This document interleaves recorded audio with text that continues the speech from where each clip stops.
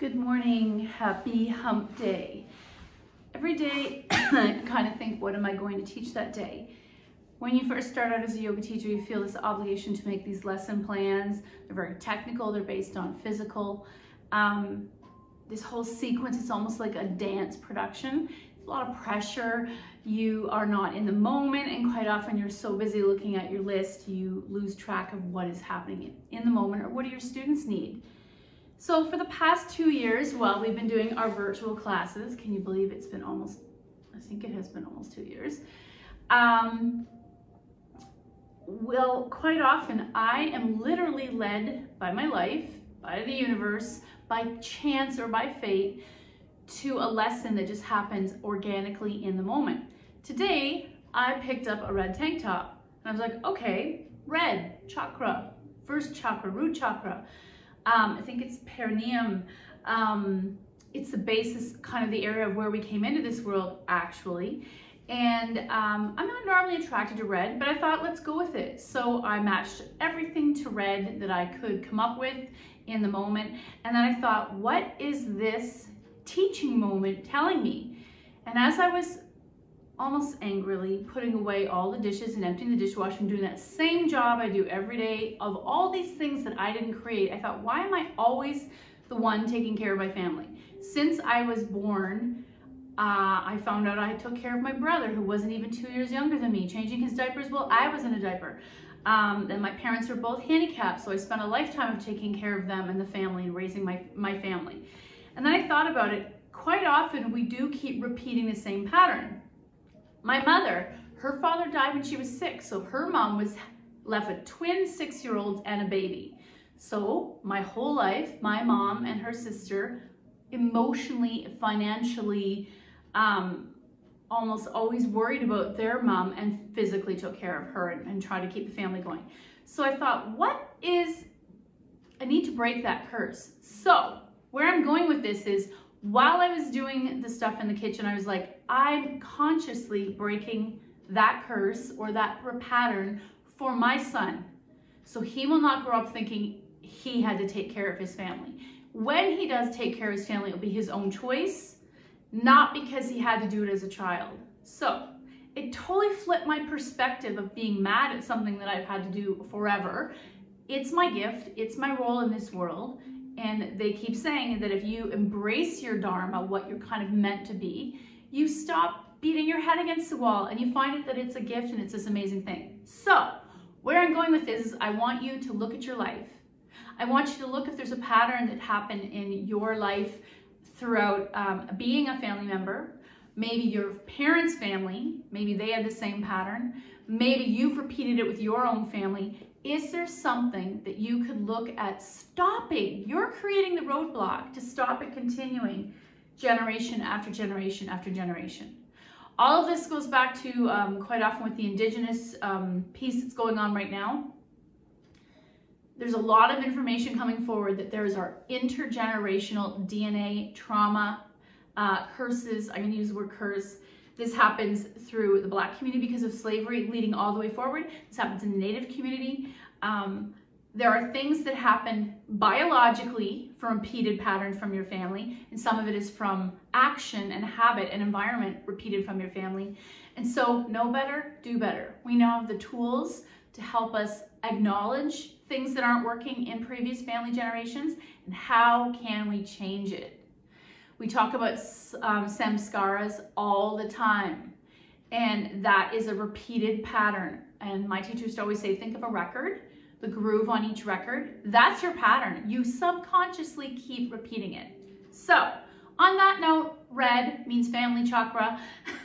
I thought I would write out, a chakra is an location where two or more energetic, what are they saying? 2 or more nadis or meridians cross. They are junctions of vibrant energy, and many of the smaller chakras are used for acupuncture points. So many forms of medicine, Western, Eastern, traditional, Chinese herbal medicine, they all have a pattern of the human body with energy points. These energy points are used for Eastern medicine. They're used as energy blocks in martial arts. They are used for acupuncture, And I remember years ago, one of my teachers said, if you look at the symbol for Western medicine, it's this upside down triangle kind of with a snake coming down it. There's a theory that that snake hits 7 points that are in the exact same spot as the chakras. Not a coincidence, not an accident. So the first very bottom chakra, and you can't see this on my chart over here, red, very bottom flower. That is the chakra where we came from, very bottom. The theory that the place where your sexual organs, your elimination organs, they're all intercepted there, that's where our life began. And interesting enough, when I'm seated and grounded and calm and relaxed, my root chakra is attached to the earth. Some people believe that we really need to be more connected to the actual energy of the earth. There is a measurable frequency of all things on this planet, rocks, humans, living, not living. I don't know if a tree or sorry, a table is measurable. But the idea that now I'm connected most to the earth when I'm seated. Even better is if I was in bare feet on the grass, actually on the earth. So, and going to that, some people say that some of our depression and energy problems and emotional issues happening during the winter months is because we've become disconnected with this body. We become separate from the energy of our actual earth. In the winter, in Canada, there's a lot of inanimate, non-organic things between us and something natural. Think about your chair, your floor, all the clothing we wear. And think about how amazing you feel when you do get an opportunity to go back into the forest, when the spring comes and you actually put your feet on the grass. So, I'm all over the place today. I apologize. I do appreciate that you've all been saying how much you're enjoying these slower, more meditative classes. So, here's a beautiful picture from Muladara Chakra. The goddess Kundalini dwells within the Muladara Chakra. She may be roused by pranayama. So Kundalini, I won't even get into all that form of yoga. If you're curious, Google Kundalini, K-U-N-D-A-L-I-N-I. And it's a totally other form of, it's more rajastic, excited, energetic yoga that's up here and a lot of breath work. We do more traditional hatha, grounded physical yoga. And the idea that she's sitting inside the lowest part of our body, waiting to be woken up, to give us some energy. And sometimes that's what you need. Sometimes going dancing wakens up this energy that's been sitting inside you. Having a laugh with a friend or watching a movie that makes you happy, that wakens up this thing that's sleeping inside of you, that's tamasic and heavy. And she may be roused by pranayama, breath work. And several of you have said you would really like to do more breath work, so I promise we'll do more of that. The Muladara Chakra provides the energetic foundation of your body and mind as your root chakra. So think about root. We talk about rooting down often in yoga, and sometimes if my bum or my tailbone isn't physically rooted down, my feet become my Muladara Chakra. We become rooted through the feet, and there is that interconnectivity. I'm sure you've heard of reflexology, where I could be pressing on one part of my foot and I'm actually feeling it in the corresponding part of my body. There's that energetic connection between all the energy lines in our body. Think about coax cable or telephone cables starting in your feet and your root chakra going all the way up to your brain, and there's no disconnect between the two. There are so many things that I could talk about root chakra. If you're curious, Google it, root chakra, C-H-A-K-R-A.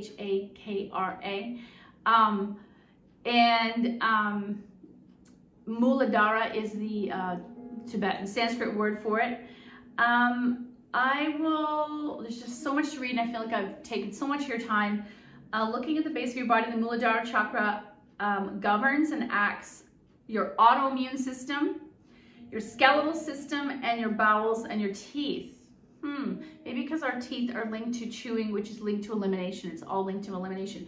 The elimination process actually starts in the mouth with the chewing and the saliva. It ends at the bowels and the bum. When your energy is out of balance, you may find that you suffer from frequent problems with your legs, knees, base of spine, bum, and sciatica. Isn't it interesting? Oh my gosh, I'm gonna cry. How many Western people have issues with those parts of our body? Is it because we've chosen careers where we're seated and there's so many connections? Is it because we've chosen careers where we're seated and separate from each other? We're not connected to families and villages and units the way that our ancestors would have been. And guess what? We're disconnected from that concept of family and origin. So please promise me you will pick one thing. Go through your family. There's your homework. We talked about at the beginning. So, and call me if you want to talk about this. It is pretty exciting. As a result, we're going to do lots of grounded, seated, calm things today to come back to that idea of being aware of our foundation and our origins. Lower your back all the way down, arms by your side. I'm going to use my whole back body, soles of my feet, and the back of my arms and hands as my root in this pose. Constructive, rest. Knees are as wide as your hips, just your natural width. Feet underneath the knees. Press the balls and the heels down of your feet. Spread your toes, and then drop the toe pads down. Then soften.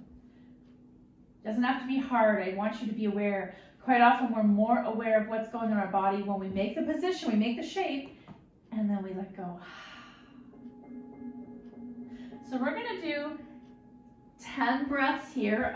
I'll count the first 5. The last 5 are going to be silent because I feel like you must be so sick of hearing my voice. And yet, a lot of us find it comforting to be led. So right now, my knuckles are actually heavier into the floor. My fingers are relaxed. Shoulders wide and relaxed. We can set the bones in the position, but then I gotta wait for the flesh to let go. Sometimes it can be hard to will your lower back to relax. Find a way to come into stillness.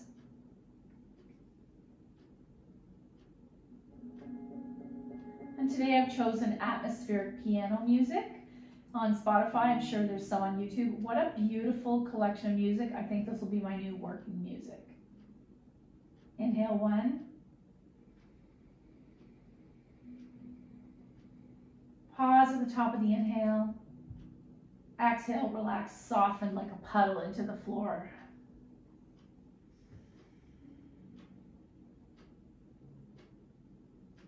Inhale 2.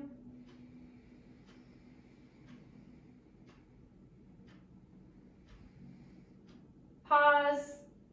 Exhale.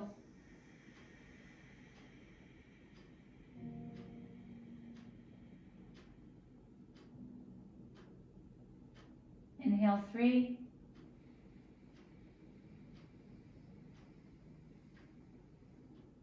Pause. Exhale.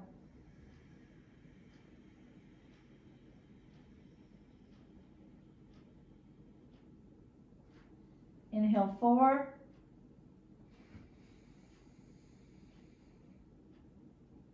Pause. Exhale.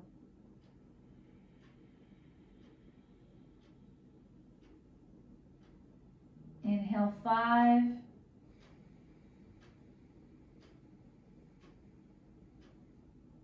Pause. Exhale. I'm going to go ahead and do the whole 10 just to keep you relaxed. Inhale 6.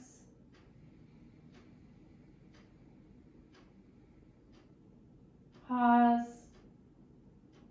Exhale. Melt completely into the floor.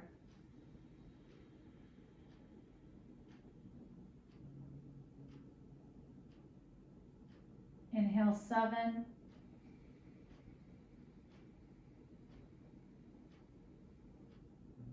Pause. Exhale.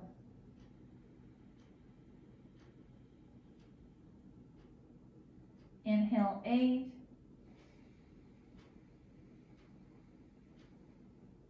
Pause. Exhale.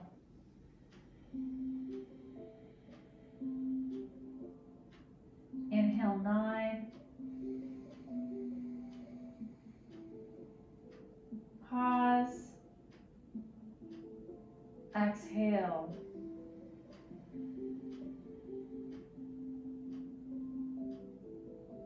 Inhale 10.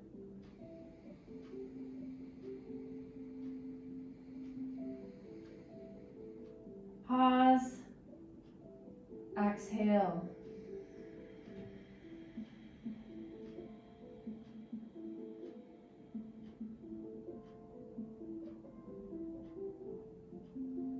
Go back to breathing at your own pace, but keep your eyes closed.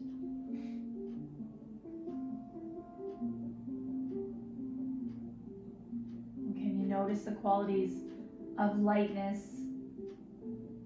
relaxation, and yet still grounded to this floor, this earth? Let's leave our body as it is, but turn only your head to the right. If your neck is comfortable, can you bring your right ear almost to the mat and just pause? 2 breaths here. Inhale, 1. Exhale. Inhale, 2. Exhale. And gently bring your head back to center on the exhale. Now we're going to turn our head to the left ear to the mat. If this is not uncomfortable, 2 breaths. Inhale, 1. Exhale. Continue that idea of getting heavier and more relaxed into the floor of the earth. Inhale, 2. Exhale. And back to center. Let's gently rock our head side to side. Looking for that middle road or balance in our neck and its tension. Keeping your eyes closed, can you bring knees to chest softly? It doesn't have to be hard. It's literally, maybe you touch your kneecaps, maybe you come behind the thighs. Gently rocking side to side, slow motion, as gently as you would rock a baby that is sleeping. Find that rhythm, that comforting rhythm. And you can add your head, and keeping it the same direction as the knees. So as the knees and head rock to the right, my elbow stops me. Come back to center. Head and knees rock to the left. My elbow stops me. Come back to center. And now more fluidly back and forth. Back and forth. Coming back to center, pause. Gently press the lower back into the floor, and guess what happens? The thighs naturally, usually organically move in a little deeper.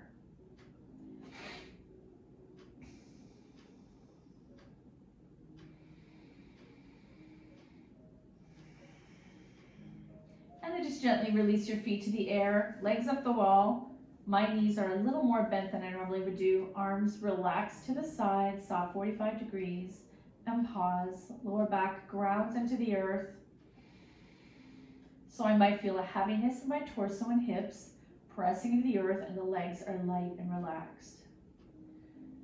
Keeping your eyes closed, I want you to visualize clothing white sheets on a clothesline, slowly flapping in the cool, crisp wind. Maybe it's May, out in the country. Each of us will have a different image of what farmstead or home this is at. Think of how relaxed those sheets are in the wind. White, crisp, clean, new, refreshed, new beginning. Let's take 3 breaths here with the whole torso, spine, from sacrum to skull, pressing into the earth, gravity helping to ground you. Inhale, 1. Exhale.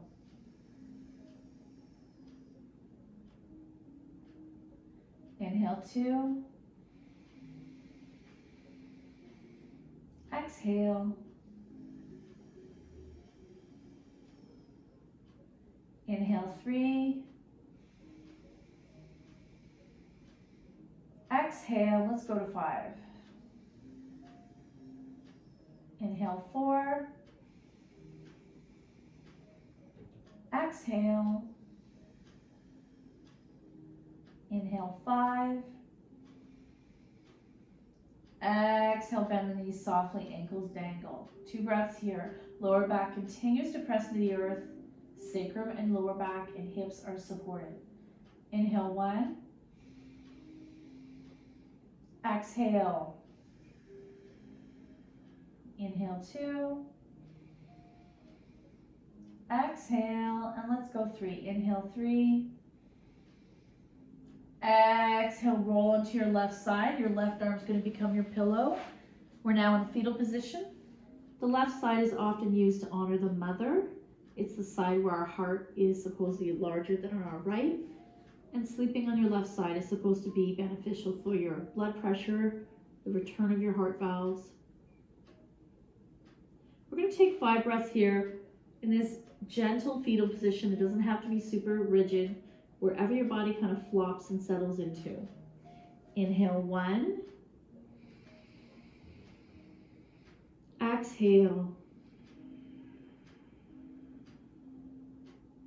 Inhale 2.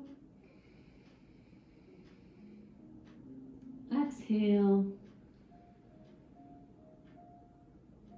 Inhale 3. Exhale. Right arm in front gently pushes you up to the side, coming up to seated or extended legs. Whatever feels better in the lower half of your body. Palms on your knees. We're going to close our eyes and do 5 breaths here.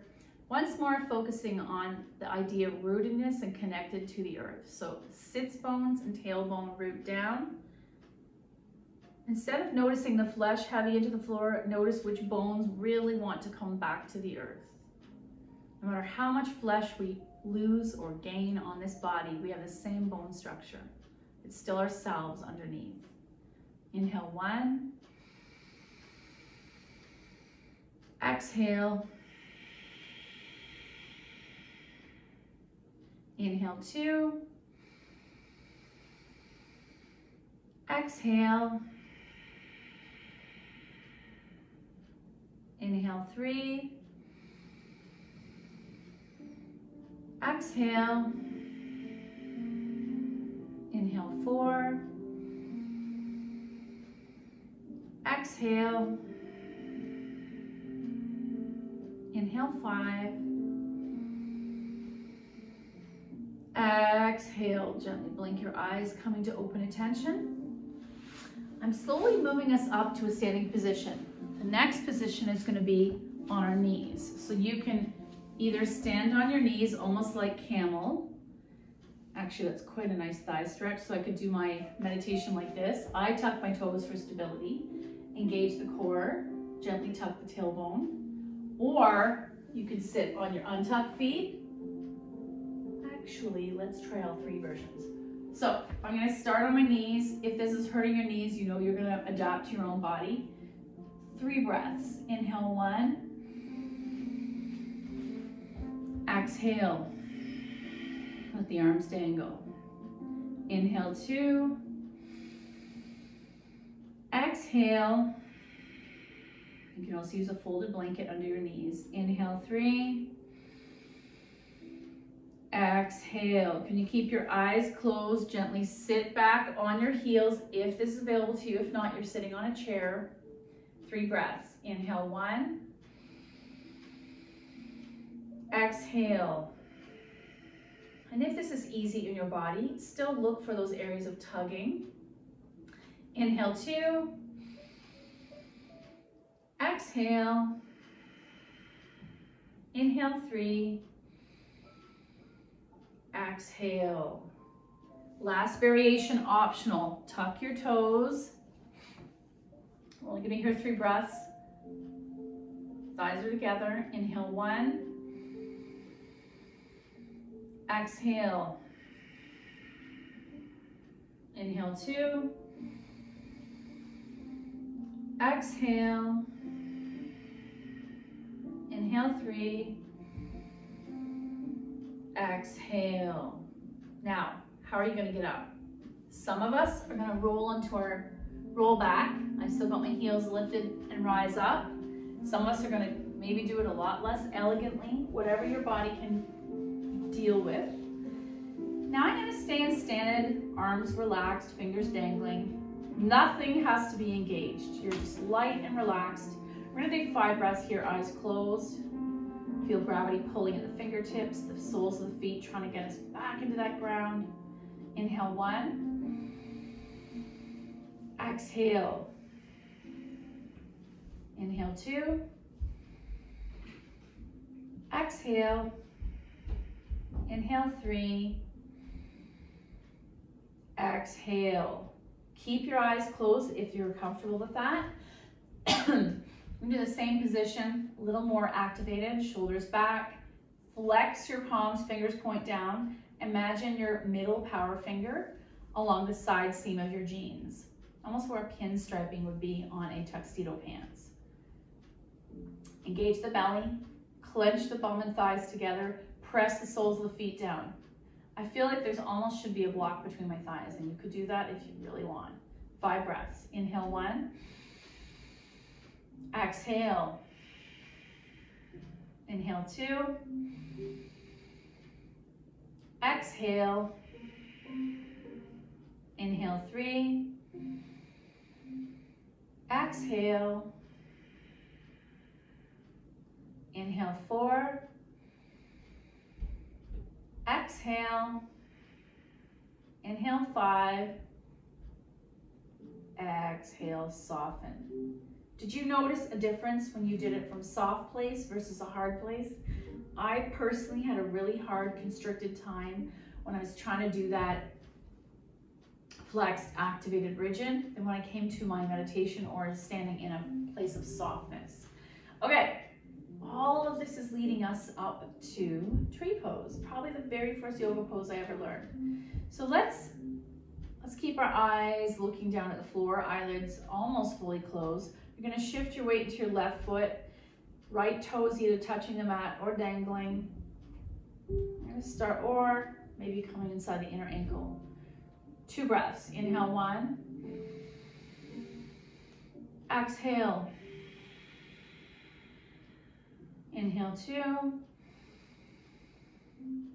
Exhale, release. Shift your weight to your right foot. Eyes are still barely open, enough to stare at the floor. Left foot is either touching the inner right ankle or toe touching the floor for stability. 2 breaths. Inhale 1. Exhale. Acknowledge the muscles that are starting to turn on to keep you up. Inhale 2. Exhale, release. Your choice. Maybe your tree pose is going to stay like that. If you're not feeling up to being rigid and going deeper, that's your tree pose. Next side. Left foot grounds. Engage the glute. Right foot comes inside the ankle or calf. Doesn't have to be high. This is not an acrobat class. Eyes are staring to the middle. Hands are either on your hips or heart center. Find somewhere that you can balance.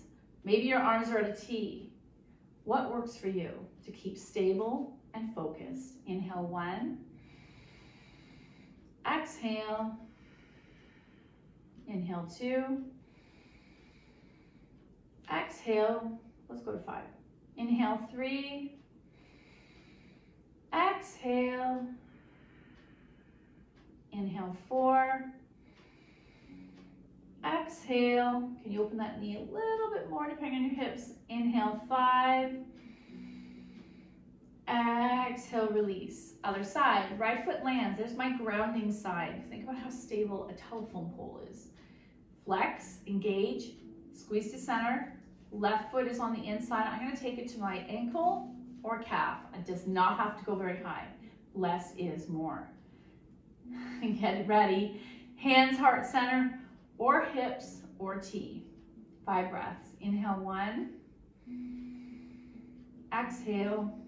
Inhale 2. Exhale. Inhale 3. Exhale. Inhale 4. Exhale. Inhale 5. Exhale, release. Maybe that's your tree pose. Final version, a little more energetic. Your choice if you want to go for this or come back to stillness. Left foot lands, right foot flex. Now instead of touching my inner leg, I'm flexing it on the outside. I have it just above my knee, but everyone's hip is different. Flamingo pose, palms to heart center, or T, or yoga steeple. 5 breaths. Inhale 1. Exhale. Inhale 2. Engage the glutes for stability. Exhale. Inhale 3. Exhale. Inhale 4. Exhale. Inhale 5. Exhale, release. Other side. Right foot lands. Left foot's flexed on the outside of that right leg, possibly opening out that left knee. Hands to heart center. Engage the glutes. We want to solidify this pose. I can feel I'm leaning. 5 breaths. Inhale 1. Exhale. Inhale 2. Exhale. Inhale 3. Exhale. Inhale 4. Exhale. And inhale 5. Exhale, release. Nice work. Let's come back to the counter pose, or supported squat. I'm gonna take these blocks. Oh, that feels amazing. So I remember we talked about this. If I'm at my throat chakra, this is too tight. Option to try to open out. I'm even opening physically my feet out. Everyone's squat is gonna be different. 5 breaths. Inhale 1. Exhale. Inhale 2. Exhale. Inhale 3. Exhale. Inhale 4. Exhale. Big smile for number 5. Inhale 5. Exhale. Release. I'm going to come off this block, but you might stay on it. Even if you can do a regular squat, give yourself that little gift once in a while. Where are my cards for today? I'm continuing to go on with our Simple Life Loves You notes. Simple, short, sweet. Sometimes that's all we need, something little. Sort of like when you're craving something sweet, just one thing. Oh, I think we had that one the other day. I nourish myself. I like this. On the picture are some blueberries. And I love that the picture represents, it's really that simple. Just letting a little bit more healthy food come onto your plate and as part of your habits slowly displaces maybe some of your unhealthy choices. Decide that today you will eat only food that loves you. You know better than anyone else what is best for you. And every single day I say I'm going back on the Whole30 and I get tempted by something that's in my home that isn't going to prolong my life. It may shorten my life. And I need to work on finding a way to not feeling like I'm being denied when I choose to eat only healthy foods. I'm actually investing in the quality of my life. Thank you so much for your effort. The good in me sees the good in you. Namaste.